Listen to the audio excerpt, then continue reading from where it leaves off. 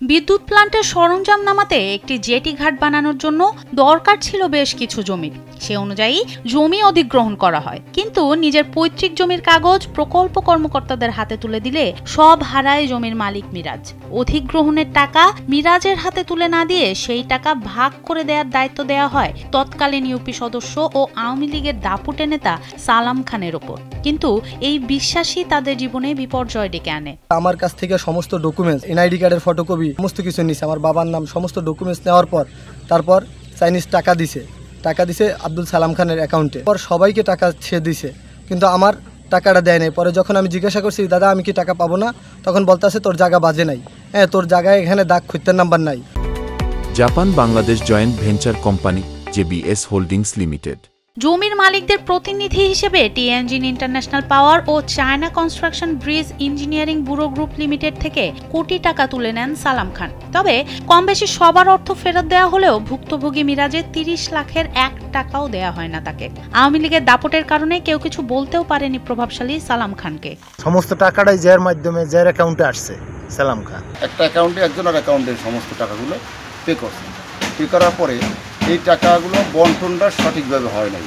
কিছু জমির মালিকগণ টাকা পাইছে, কিছু জমির মালিকগণ টাকা পায় নাই। পটুয়াখালীর কলাপাড়া উপজেলার স্থানীয় বাসিন্দারা জানান, চায়না কোম্পানি থেকে টাকা তুলে নেওয়ার পর থেকেই আওয়ামী লীগ নেতা ও সাবেক ইউপি সদস্য সালাম খান নানা ছলচাতুরি করে মিরাজের পরিবারকে তাদের প্রাপ্য অর্থ থেকে বঞ্চিত করে। জমি টাকা নেওয়ার পর সবাই টাকা পাইছে, কিন্তু আর টাকাটা পায় না। টাকাটা আইছে সালাম খা, আবার ওই ফোনের মাধ্যমে আইছে, তাই মিরাজের এই টাকাটা পায় না। টাকা আইছে 30 লাখ।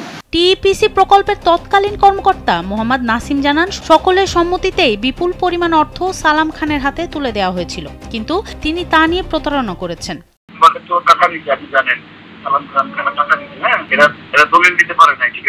এরপরে আরেকদিন সরকারিভাবে জমি অধিগ্রহণ করছে। আলটিমেটলি কিন্তু এই 1 টাকা এক জমির জন্য 2 বার দিতেছে এবং চাইনিজ রেটে সালাম খানের ক্লেম করছে দলিল না দিতে পারে আমাদের টাকা ফেরত দেবো।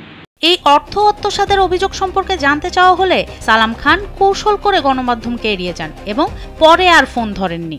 টাকা আমি পরে শুনছি যে আপনি ওই জমিতে করাইছিলেন, আমি টাকা আমার তো একটু মনে একটু ভয় আছে, ওদিকে আমি ধরিনি টাকা, সত্য কথা। আমরা ওই যে বললাম মানে দাঁড়াই বলছেন আপনি তো ওই জমিতে করাইছেন, পরে শুনছিলাম আমি কাছে যাইতে আপনি কলা ভাড়া বুঝলেন, আর যাইতে পারি। কলাপাড়া থানার উপপরিদর্শক মোহাম্মদ জসিম বিষয়টি নিশ্চিত করে জানান, ভুক্তভোগী পরিবার কলাপাড়া থানায় মামলা করেছে। এ বিষয়ে তদন্ত চলছে।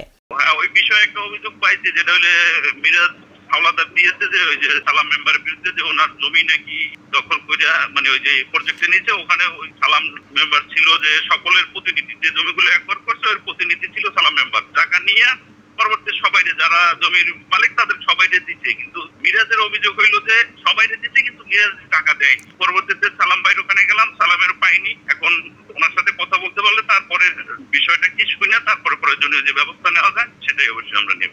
ভুক্তভোগী মিরাজের পরিবার চান ন্যায় বিচার, প্রাপ্য টাকা যেন ফেরত পান সেটিই আশা তাদের। সনম সিদ্দিকী, কালবেলা।